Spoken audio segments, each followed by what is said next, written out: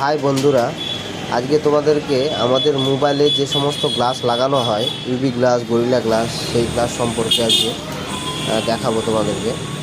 এই যে দেখো একটা গ্লাস, এই যে একটা গ্লাস, এই একটা কোয়ালিটি গ্লাস, এটা একটা কোয়ালিটি গ্লাস, এই একটা ইউনিক গ্লাস। এটা হচ্ছে প্রাইভেসি গ্লাস, এটা সাইড থেকে দেখা যায় না, এটার ফিচার্স। মানে কেউ যদি সাইড থেকে দেখতে পাবে না, ফিচার্স ভালো আছে এটার। এই যে একটা গ্লাস ইএসডি সুপার এক্স, এই যে একটা। এই গ্লাসগুলোর মধ্যে এটার কোয়ালিটি একটু বেটার, দেখতে পাচ্ছ।